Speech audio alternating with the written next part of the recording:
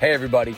Welcome to the Herd Fit Podcast with Dr. Sam Marie and myself, Coach David Syvertson. This podcast is aimed at helping anyone and everyone looking to enhance their healthy lifestyle through fitness, nutrition, and most importantly, mindset. All right, welcome back to the Herd Fit Podcast. I am Coach David Syvertson. I'm here with my co-host, Dr. and Coach Sam Marie, and we have a second straight week with our man, Tim Carroll from 908 Athletics. I'm probably going to get a $2,000 invoice in my email for all this time I'm taking up on a Sunday morning. That's cheap. Sam's a true businessman. Tim, thanks again for joining us.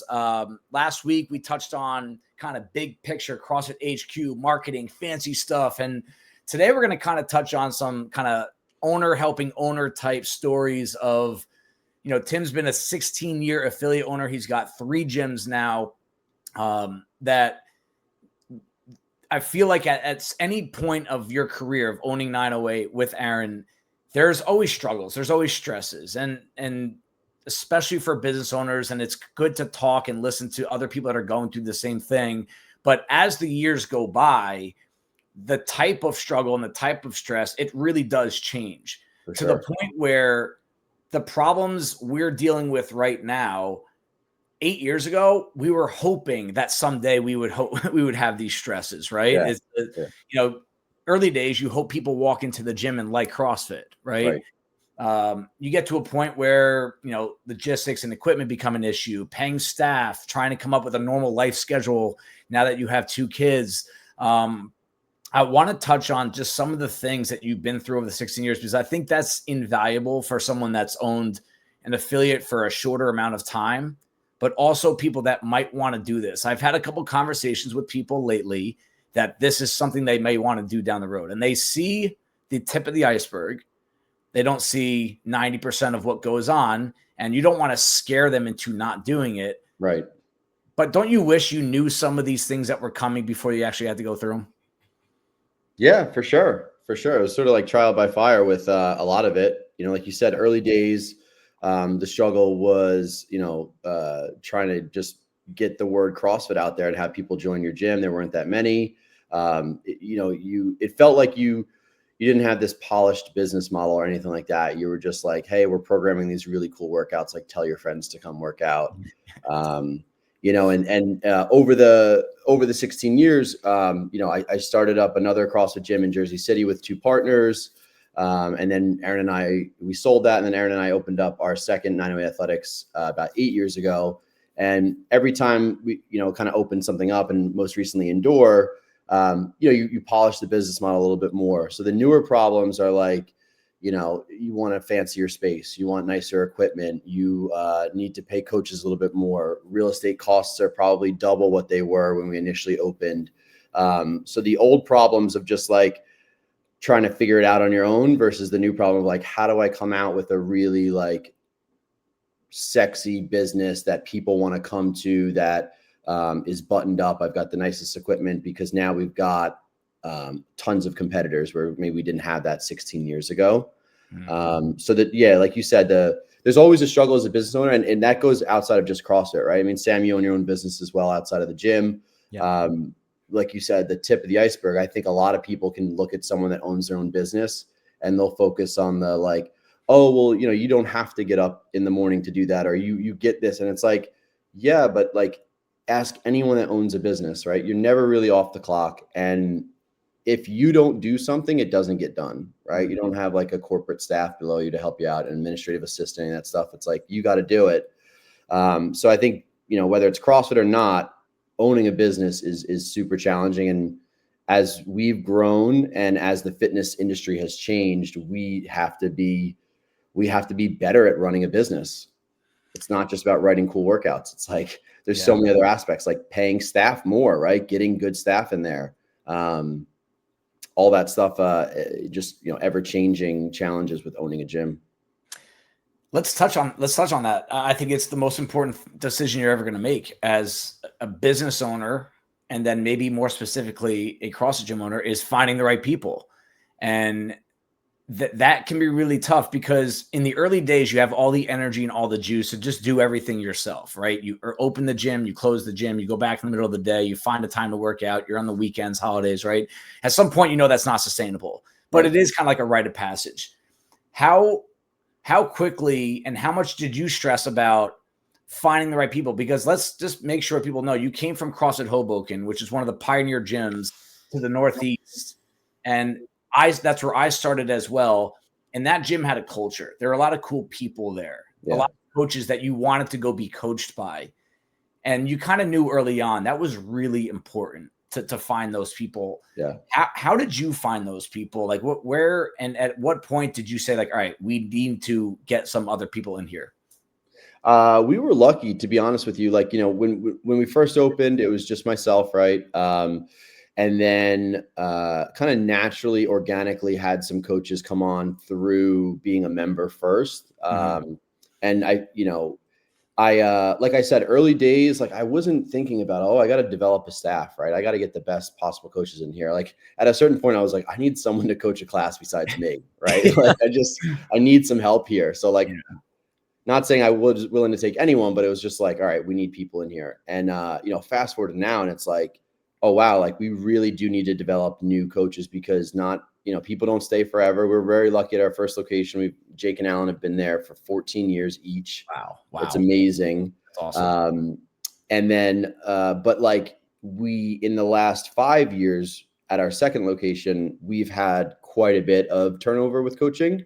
Okay. And that's really the first time that I've had to go to the drawing board and be like, oh, wow, we need to put up job postings, and I need to interview people, and I need to put them in an internship program, and they need to shadow and be an assistant. And I need to test them to see if they're like ready to go. And that's been easily the biggest struggle for me as an owner over the last 5 years is making sure that we are putting competent coaches in front of our community, because the community's been established. So it's hard to bring someone new and young in when maybe some of your clients are thinking like, oh, I've been doing CrossFit longer than them. Like they can't coach me. What are they going to tell me? And it's like, I go back to like, none of us were fantastic at our job right out of college. Right. But everyone's got to have a little patience. Hire someone that cares, it's genuine, and you'll get them there eventually. But that's been a huge challenge for me. Yeah. Coaching's everything. And it's not just the people, it's the schedule, the logistics, what hours you need filled, what hours you can't do anymore. I mean, it goes in a lot of different ways. Have you changed how you screen coaches, train coaches, bring them on? Like, I hate to say on ramp, but similar to someone starting CrossFit, there's a process, right? Yeah. Have you changed your process a lot since the early days, or is it pretty much, hey, it worked for us back then, I'm going to stick with this? I think we didn't really used to have a process. I honestly am like, like I said, you were figuring everything out as you went, and you're like, oh, could this person coach? Maybe. And then now it's like, okay, I've created more of an SOP, like a document, and like multiple weeks of sort of what the milestones are and the check-ins, and starting off with just shadowing, and then being the demo person for the coach, and then assisting the coach, and then leading the workout brief, talking about the intention, stuff like that, then maybe leading the warm-up, and then leading the whole class, all while having the lead coach who was supposed to be there be the assistant for the day. So it is much more of a process now. It's not perfect, right? But I think it's just about trying to get them to get the reps in, and become a competent coach, but also having them there frequent enough that the clients start to get to know them and used to them in that role. It would be very difficult for me, I feel like, just to take someone off the street and be like, hey, but they've been coaching for 8 years and now they're your new coach. I feel like a lot of people would be like, no, like they need to work out with me first. I need to, this is like, true. And I need to see them suffer. Yeah. Like we usually, if someone's interested in coaching and we have a need for it, I'll just put them on an unlimited membership for free. Yep. And I'll just say, come to the gym and start working out, and I'll talk to you in a month. Yeah. I want to see what my coaches think of you. I want to see what you think of the gym. You might not like it here. You might not like the workouts, So I like, that's kind of like our soft first date. It's like, all right, come work out for a month. And if my coaches think you're, Like, do you even move well? Do you move like crap? Do you cut reps? Do you cheat? Like, you're not going to coach here. You know? I mean, I do. I think part of the reason why the bonds in CrossFit are so strong is we see each other suffer so much. Like I've always felt that way, that when you get to know someone at their worst, and when I say worst is like, you know, what we look like after hard workouts, you really get to know them. And that is a huge part. I mean, you're not hiring the person that's best at cueing the air squat, right? You're hiring the person that is the best quality person that hopefully gets better at cueing the air squat in time. And you get to learn a lot of those traits. Sam, your early days of being a member, Sam was basically my 6 a.m. class for a good, 4 to 5 months with 1 or 2 other guys. Yeah. Do you remember, I mean, back then there was no thought of coaching or let alone owning a gym, right? But do you remember looking at things from the perspective of the early days of like, all right, this guy is always here. He was closing the gym last night. I'm getting kind of sick of him, to be honest. I think that's another reason why you want to hire coaches. You're afraid these people are going to get sick of you. Seeing the same coach every single morning and me, the same playlist for 2 years straight. Do you remember kind of reflecting on any things of like, hey, this business is kind of has potential, but it's struggling here and there? Or did you kind of just drink that Kool-Aid right away? You just kind of soared with it? Yeah, it's so funny now that I am part of ownership. I never thought of Bison back then as a business. Yeah. It was just like I showed up, I worked out, got some fitness in, left.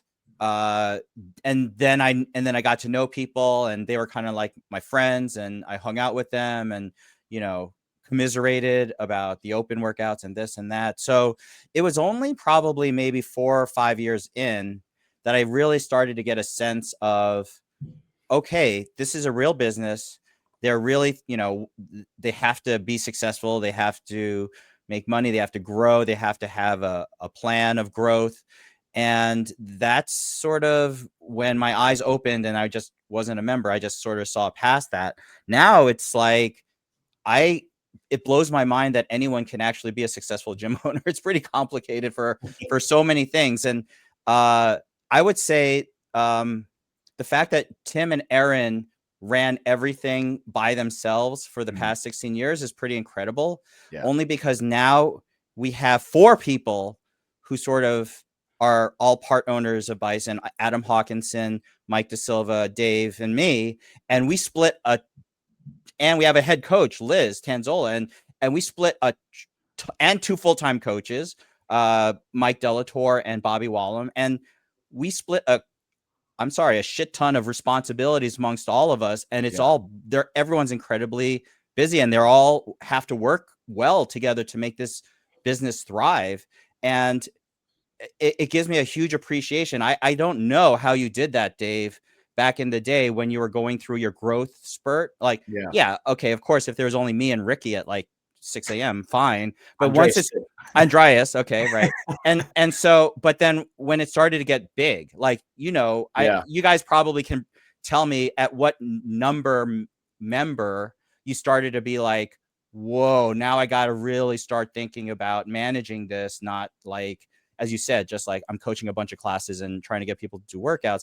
And that's when you start really thinking about, how do I do this? And the fact that you bought real estate, which I think is every gym member's like, our owners like dream, right, Tim? Like you bought a real building and all of those things. Like that's when it starts to get super, super complicated. Yeah, for sure. Yeah, Tim, you have a lot of layers of complications, and the fact that you don't have other owners to spread out some responsibility. I know you have a staff, but at the end of the day, it's you and Aaron that are. That's a lot. I can't imagine, and it's 3 gyms. This, like you said, I would hate to have my staff see this and not think that I'm appreciative of them, because with Jake and Alan being there for 14 years, like there's a level of trust that I have in them that like when they're leading a class and they're at the gym, that like things are okay. They're doing a great job. They're in good hands. I'm never worried that they're not going to show up, that they're going to piss off a client or do any of that stuff. At Westfield, we had this girl, Christina, who's no longer there, but she helped open it up and ran it like a GM role with another girl, Sam. Sam's still there. She's been there with us for 8 years. Incredibly responsible. When Christina left on maternity leave, Sam picked up a lot of responsibilities. And then there's this other girl, EJ. EJ used to be a CrossFit affiliate owner. She owned one in New York. She kind of filled in for Christina when she stepped out. And then when we opened Endure, EJ came over to Endure and is basically the GM there. So it's like, yes, it's just Aaron and I in terms of like decision making. But to your guys' point, you've got 4 owners. There's a lot of work to be done.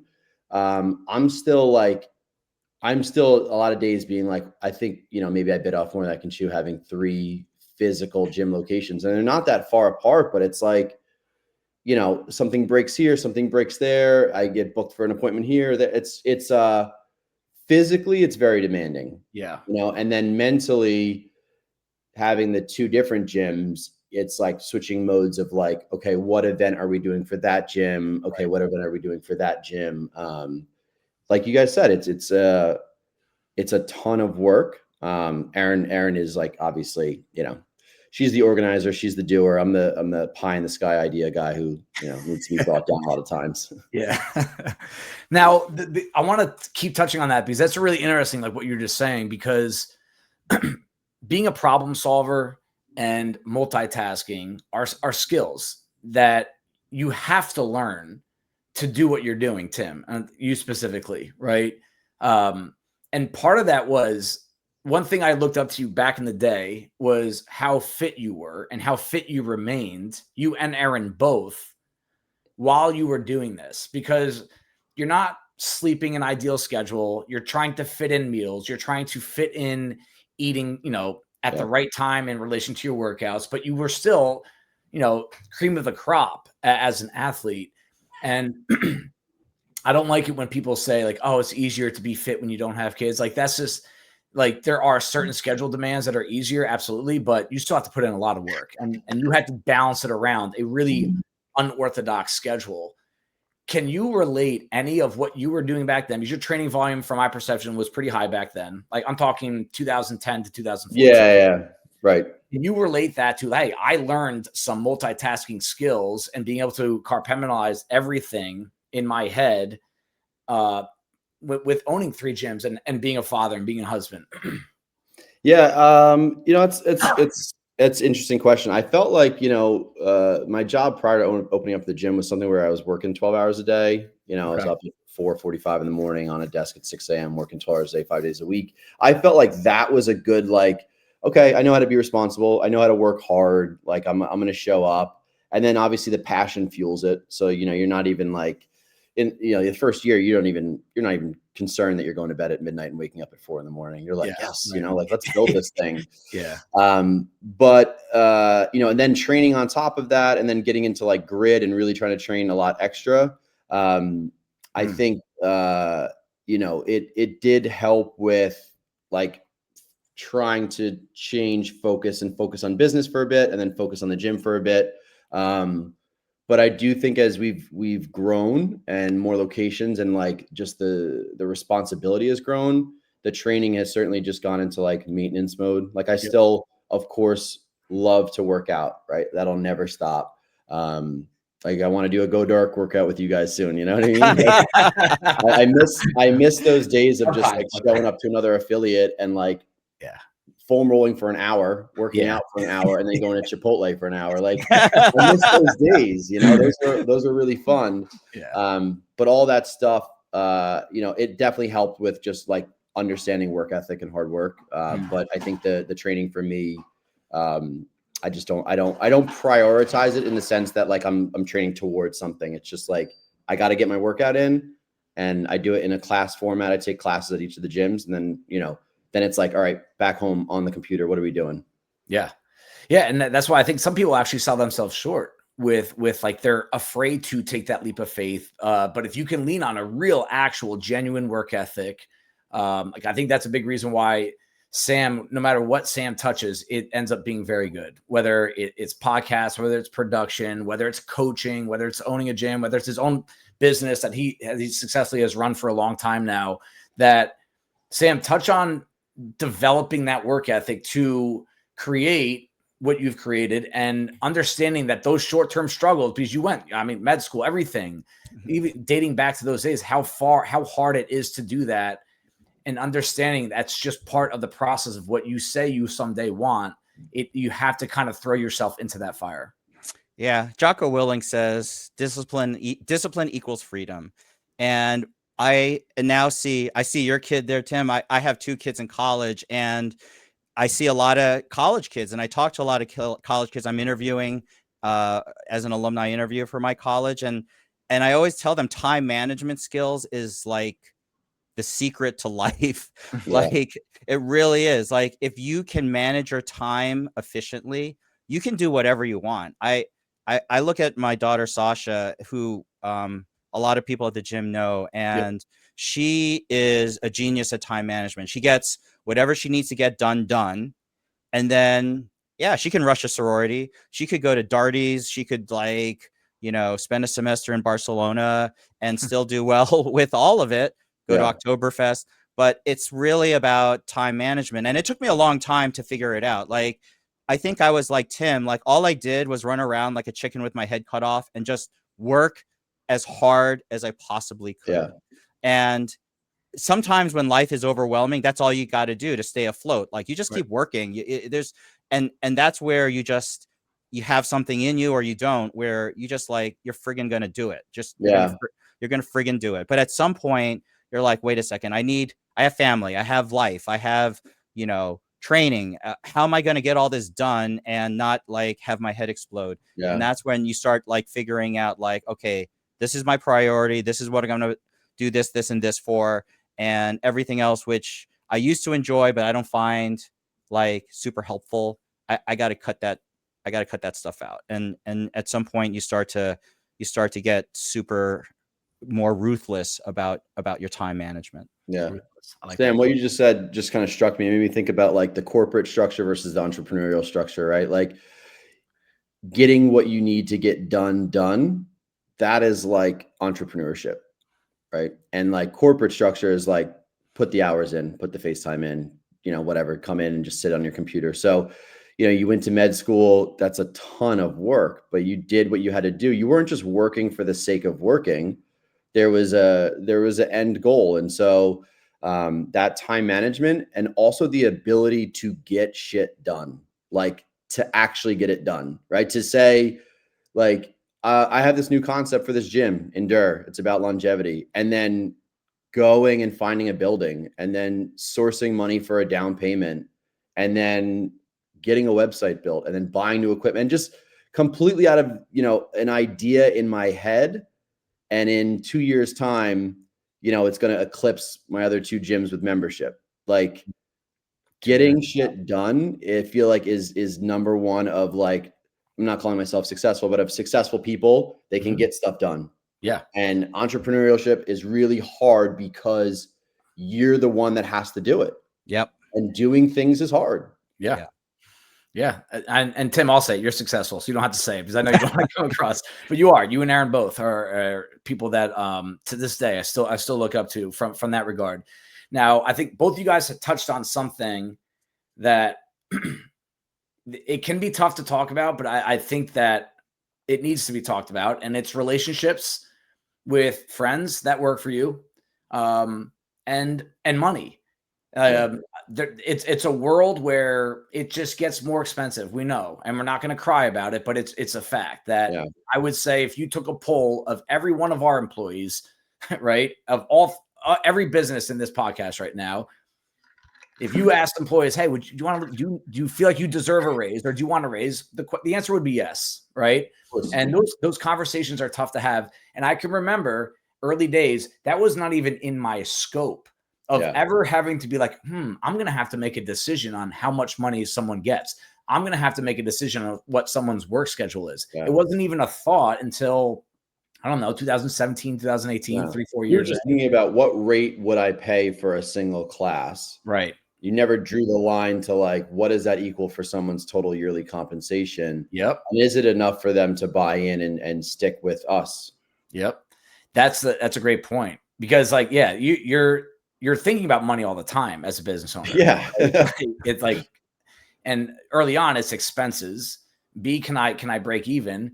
And I'll tell you what, at some point you have to, I mean, this is the best hour of their day. They're huge on this. You have to really put a lot of thought, effort, energy into how much you're getting paid.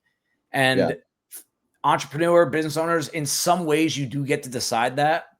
But it's more incentive based. It's more accessible to business, but you're good people, both of you. You want to help, you want to give.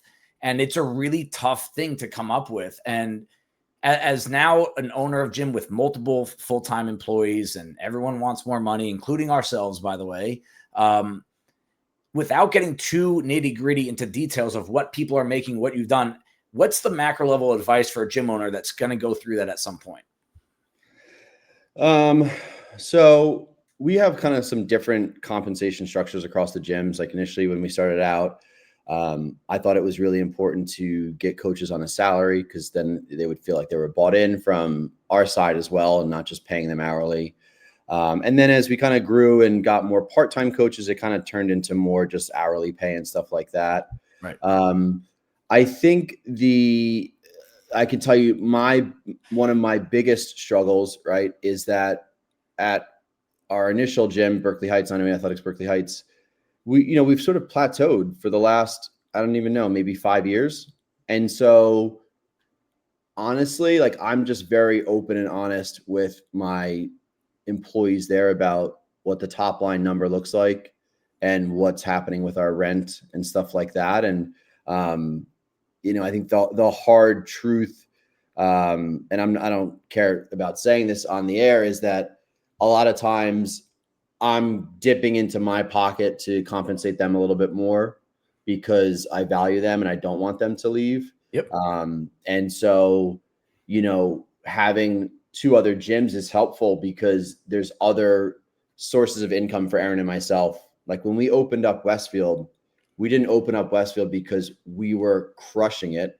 We opened up Westfield because we're like, we think we could do this again. Yeah. And we need more income. Like we're just, we're both owning one gym, and we think we could do it again. We have the resources to do it. It's kind of a copy and paste in this town that I grew up in, and Aaron's next door to it. And so that would be like our 2 income streams coming in from 2 separate gyms. I think a lot of people think it's like, oh, they're just crushing. It's like, no, we needed more money. So I opened up another gym. I went into debt, opened up another gym, and now we've got a second income stream. And so all that to say is I want to pay my employees more. There's no question about it. But there is actually like an actual max when your business kind of levels off. Like there's only so much. And with how my landlord at Berkeley Heights has been jacking up my rent, we were in low 6,000s a few years back. In 2 years, we'll be at 10,000. Holy shit. That's an extra $50,000 a year. And guess who's not making that? Yep. You know what I mean? And right. The pot that I was pulling out of the gym was not that big enough that $50,000 is not a significant portion of that. Yeah. So it's all to say that we all want to make more money. I want my employees to be happy. Yep. But there is a mathematical equation that you can't really go above without jeopardizing the longevity of the business itself. Yeah. Yeah. I mean, and that's, percentages. Like I'm big on like, hey, how much of your revenue can actually be put towards paying, a specific person or the staff overall. And that's something you always have to have a pulse on. And I agree with you. We're pretty open too with our coaches on how the business is doing. Yeah. And it's not just how many members do we have, bro. It can be what expenses have come our way, what we had to spend on this, what's happening to our rent.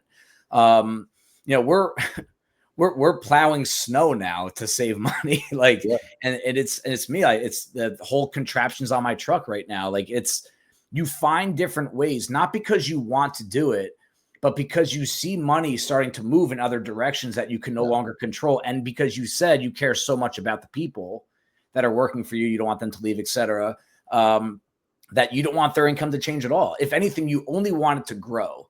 Yeah. And do you incentivize member growth with money? Is it because some gyms, some consultants will say, you put them on a revenue sharing plan or, a bonus plan based on how the business did, not just on how good of a coach they are, because you be a great coach, the gym doesn't grow, not get more money.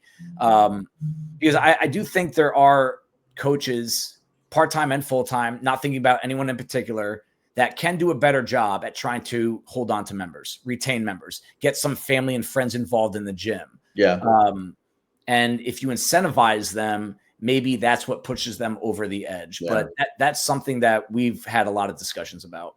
I think the $1 million question there is how do you incentivize those coaches? Because they're not all incentivized by like, hey, if you get 5 more members, you'll get another $100 or something like that. Yeah, A lot of times it's kind of like, whatever. they don't have that mindset necessarily, or do they want to have that mindset? They don't want to be salesperson or anything like that. And so maybe they're okay with it, but it doesn't mean that they, their life doesn't have expenses and all that stuff. So it's clearly not a point of contention, but it's something that people don't really want to talk about. Mm-hmm. I feel like we've always tried to pay on an hourly basis for coaches, mm-hmm. like what would be a competitive rate amongst other gyms. And I've heard of other gyms around us paying less. So I'm like, okay, I feel good about that. Yeah. But even when you do the back of the napkin math, come on, guys, you got a coach coaching 15 classes a week at $30-$35 an hour, living in New Jersey, that's not enough dough for them. And so we try to provide or facilitate other revenue opportunities, nutrition coaching, personal training, do a seminar, do a specialty class. Like I'm all for that and giving them a bigger cut of those things. But then they need to sort of be an entrepreneur as well. And like I said, then they don't all necessarily want to do that either. So sometimes it can be tough. Yeah. Yeah. Now, kind of same church, different pews, Sam, because the relationships that people that work for you at the gym, and I would even say we can even use our relationship as an example, right? When you go into business with someone or someone starts working with / for you, the relationship, in my opinion, it changes. It's not bad or good. In some ways it is better. In some ways it is worse, but it definitely changes. I don't think that's really up for debate. Are there struggles that you see as a gym owner now that people now here work for you and you can tell people what to do? Your words hold a lot of weight. Your actions hold a lot of weight. How has that changed how you feel on a day-to-day basis when you think about Bison, when you're at Bison, when you're interacting with people? I mean, fortunately, I'm not the person who deals with personnel and discussing that with them. Like you do that for the most part with the coaches, with Liz in terms of hiring, firing, and compensation and all that. And so I would feel very uncomfortable if I was if I played any front facing role with that. But we do discuss it as owners. And I will say it is a little weird the first time you have a meeting and we're talking about what your take home pay is from the gym. Yeah. And I'm like, oh, okay. So, and now like we have to figure out like, okay, do we buy more this for the gym and, these capital expenses? Because now that reduces what is left. And how do we figure out compensation? And like, and it's a little squirrely when we're like, okay, Dave, you're going to take home this like as an owner, because that's crazy. Like, I mean, I've never known you other than as a coach, a friend, someone at the gym. And now we're sitting here discussing like what you're going to be taking home for Brock. And now I'm like, okay, so, and Ash. So I'm like, so you are caught with all these weird sort of feelings. But then at the end of the day, it's like, okay, we all have to pull together. Yeah. We're all working to make sure this is as profitable as possible, but we also can't change what made the gym successful in the first place. And I think that was one of the hardest things, is to say, okay, there are certain things we do have to change to make things better. There are certain things we want to try to avoid changing because we think this is the secret sauce that makes us sort of us. And how do we do that? And it's been sort of a step-by-step process, like not making too many aggressive moves, kind of going slow, figuring it out, like knowing people. But I do agree, like when you talk about personnel and you talk about, okay, what are this person's responsibilities? How much are they getting paid? What are we doing to incentivize them? What are they doing? As Tim says, a lot of that has to be taking a personal type of entrepreneur attitude towards your own income. Like we're not a corporate, like, structure. Like we're not like a big company. We're you know, we don't offer the kind of things that a large company would offer. Like, people who work with us have to understand that too. So, Yeah. you know, what value are they bringing year to year? So I'm with my other business too. I don't want to pay more unless I feel like you're doing more. And so how can we figure out what you can do to do more? Yeah. And so these are like different when you're personal with them as well, like you said. And it's like I said, I'm very glad I'm not the front facing person for a lot of that, because these are very, very difficult conversations to have. Yeah. Yeah. I think the biggest thing is like that I've learned since new ownership and over the years is that the objective hard conversations are the ones that have to be had. And the longer you push them away, and I push them away sometimes, so I'll admit that. Like, I don't like the uncomfortable conversations sometimes. I kind of push under the rug, and I know at some point it'll come up. And we've had a lot of them over the past year, and it's been with ownership, it's been with coaches in some cases. And I think one thing that I've circled back to is like, if more money's not coming in, we're not going to pay more out on unless something else is brought in. It can't just be, you know, like those that have corporate jobs usually get a raise every year or every 2 years, right? X%. We can't do that. That needs to be known. It needs to be communicated. And I think that's partially on us. And I've fallen short there a few times over the years where you don't bring it up, but then it gets brought up. And as a leader, you should be the one to bring it up. And what sucks about being a longtime owner is that, especially as other lives change too, it's not just our lives have changed. Like, our coaches' lives have changed a lot as well. You need to have the difficult conversation. You could probably have a difficult conversation every single week with a fellow owner, Tim, in your case with Aaron, with coaches, that those, if they trust you, those conversations should be welcomed. Not, oh my gosh, Tim's playing, you know, the big gym owner role here. Have you gotten better at that, Tim? I think like when we kind of hit the post-COVID lull at Berkeley Heights, and you know, we were down like 30% membership and really didn't like climb out of that hole. Probably it didn't like start coming back up probably to like 2022. I felt like I had to have that conversation just with like, hey guys, like, there's no way I can't increase your salary this year. Like, we're, you know, we're down $100,000. Like, I don't think I can increase it for anyone, and I'm making way less. And so, you know, it's not that they want to hear it, but they probably just appreciate the openness and the honesty of it. I think I don't like those conversations at all, man. I really hate them, but I try to be better about it with my staff. And like you said, we're not a corporate structure. Our revenue doesn't grow 20% year over year. I can't give you just 2 and 3% raises all the time, especially if it's like, hey, you're coaching 10 classes and like you've only ever been coaching 10 classes and it's the same effort. Does that warrant a $5 increase per hour this year? Yeah. Does it? Right. I don't know. Yeah. Because when I extrapolate that over all the classes that we coach, it's an extra $15,000, $20,000 in the year. Where does that come from? Is our membership up? Like, what's happening? So it's like you said, though, that they have to be had, because otherwise if you push them off, it's going to explode in someone leaving or, you know, a relationship getting ruined. Yeah. So now I kind of want to wrap this up with two things, and we kind of blend them together. But one of them is, as you get older and you get more responsibilities, you have more games to go to. I'm coaching a flag football team that I did not anticipate. We're 4-0, by the way. And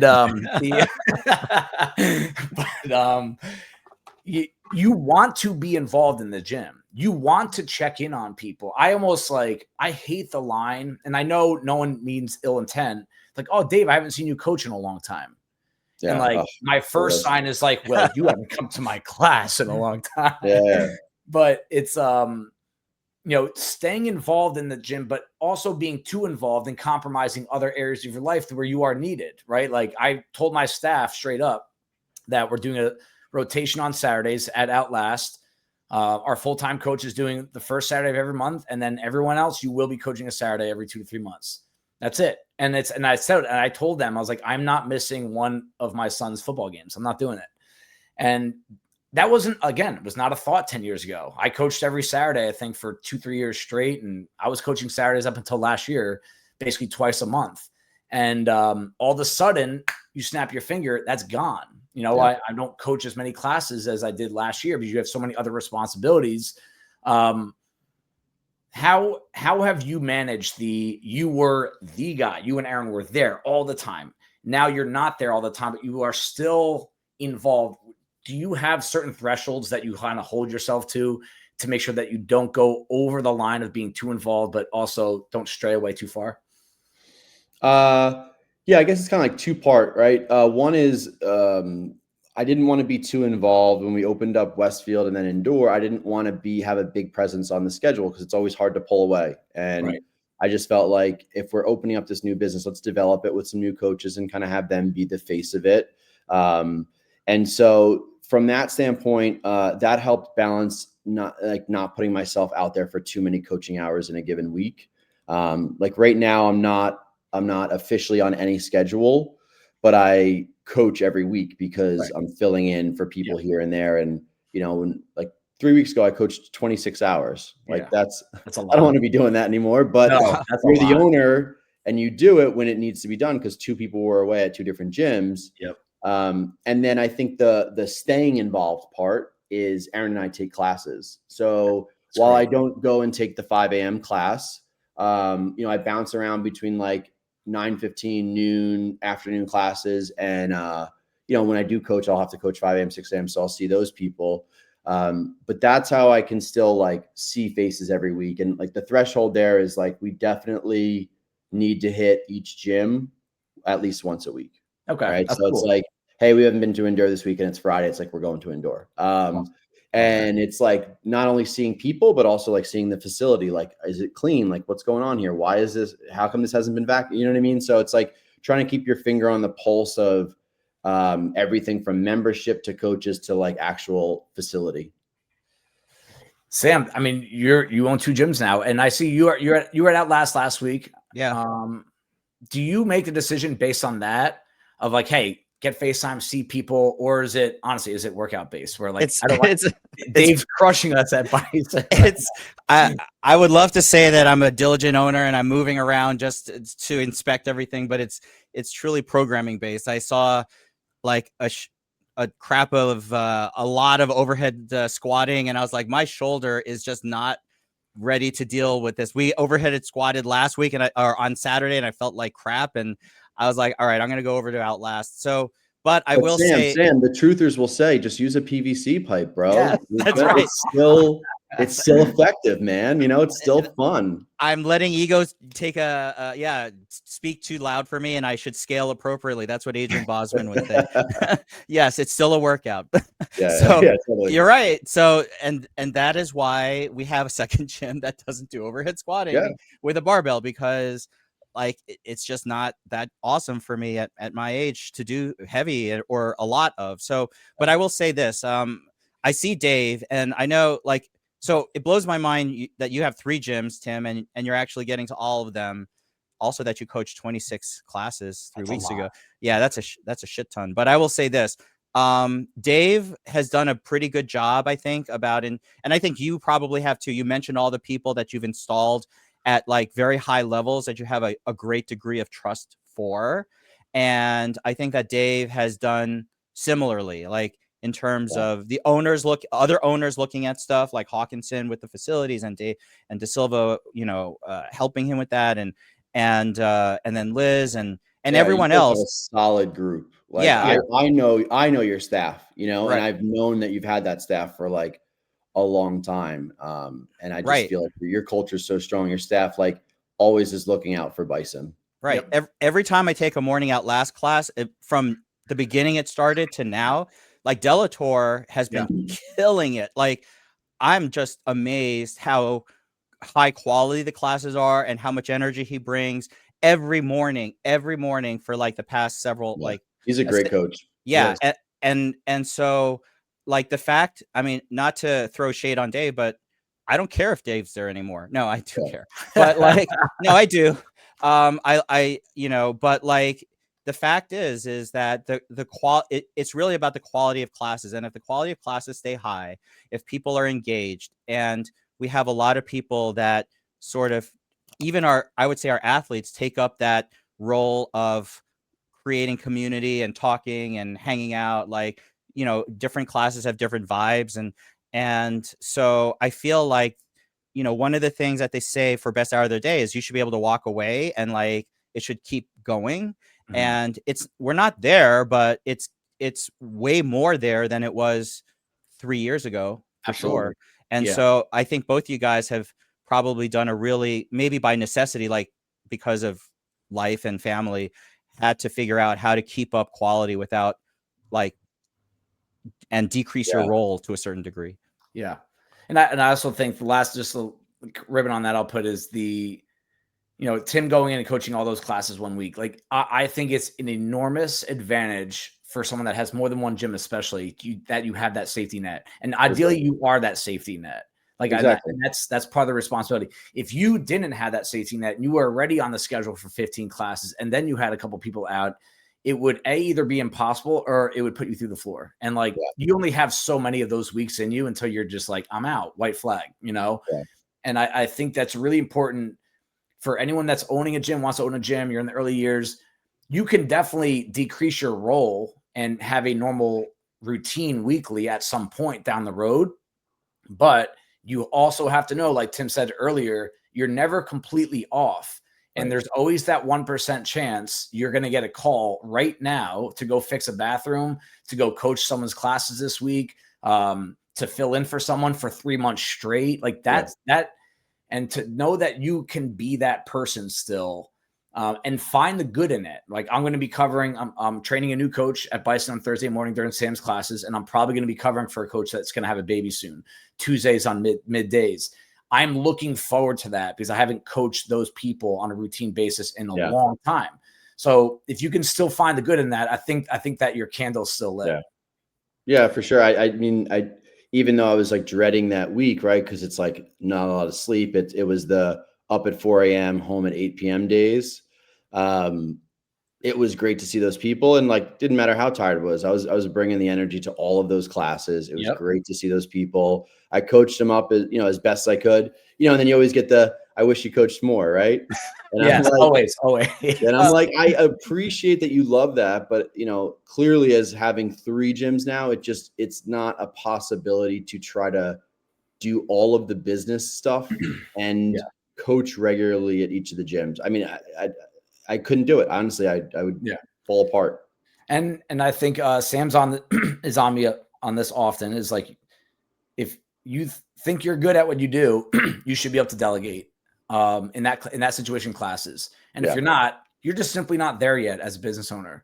That was one thing I took away from the best hour of the days, Fernandez, right? Where it was at this summit, Sam. Yeah. Where he said, like, if you can't step away for X amount of time, like you're not good at what you do yet. You're just not. And I remember business, you have a job. Right. Yeah. You bought a job, and I was like, I remember being like offended by it at first. I was like, but he's right. It's like, so that's a good way to wrap it up, is a lot of good pieces in there, a lot of good advice I got something out of listening to Tim there, and always get something out of listening to Sam talk about things, because again, it's all about finding perspective. It's really easy to be a gym owner and only listen to yourself. Yeah. Like you almost have to be careful. You almost have to tell yourself you're wrong sometimes on purpose and go find other perspectives to listen to, because that's probably how you get to your ceiling. And I think if there's one last thing, I just want, give me one more thing. Both of you in less than one paragraph about, the taking the struggles of a gym owner and finding the good in it. Like, what is one thing, if I'm a gym owner, I'm like, Tim, how do you find the positives in all these struggles that you've been to, and knowing that they're probably pretty much never going to end? What keeps you going, and how do you do that?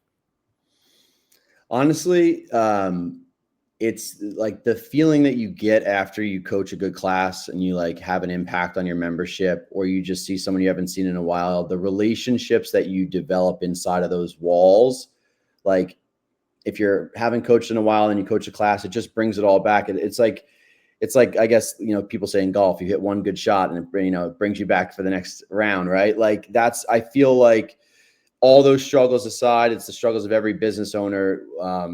What we do at our gyms, CrossFit gyms, Outlast, Endure, the relationships we form, the trust that we have with our clients, it is super filling, right, to your soul. And it does certainly justify and validate all the struggles that we go through as owners, for sure. That's I think the thing that like I always find good in that. Sam, what about you? Yeah, it's that connection. I could tell you about 15 people right now, both good and bad, where they were going through some hard stuff or positive stuff or but the gym has always been that central connector for them, and listening to them, talking to them. I mean, not just the ones who just like lost 20 pounds because they were at Bison or who PR'd something, but also the ones who had like hard stuff going on in their life. And they shared it with me while I was at the gym. Like that is really special. Yeah. Yeah. And I'll just wrap it up with just like leaning, kind of similar to what you guys were saying, is just leaning on the people. I really do feel like that's not something that was in my scope on the early days, the struggles of schedule programming, equipment, do people like this? But as time goes, like, we've all been through stuff over the time that we've run gyms, good and bad, and leaning on the people, staff in particular. But I still think that the members of our gyms deserve as much credit for that is why other people come. They come to see each other. And I always want to be thankful and show gratitude towards them. And that actually fuels me to work sometimes when I'm burnt out. It's like, that's what our purpose is and we kind of owe it to them. And that's where that has helped me a lot over the years. Is like, I feel like I always will feel pressure that I should be doing more for them because they've done so much for me. And I really think if you keep that circle going, that's where these gyms can go on forever. Yeah, for sure. I agree with that. Agreed. All right. Well, thank you guys. That was a really good talk. Tim, I'm sorry for keeping you a little bit longer. No, it's all good, man. I wish we could do this more often. Like I said, I'm on a CrossFit affiliate roundtable call with some people. Yeah. But I need more jamming with longtime affiliate owners on this kind of stuff. Just awesome. Like you said, I'm in my own head a lot of times. I have my own ideas. I've been doing things my own way for a long time, but I really do need more perspective from other gym owners and to help continue push through, Great. Well, yeah, we'll definitely gonna bother you again to come on again, maybe a little more often than you want. So, but I'll just replay those words back into your face every time you want to say no. Perfect. All right. Thank you guys. And we'll see you guys next week. See ya. Thank you, everybody, for taking the time out of your day to listen to the Herd Fit podcast. Be on the lookout for next week's episode.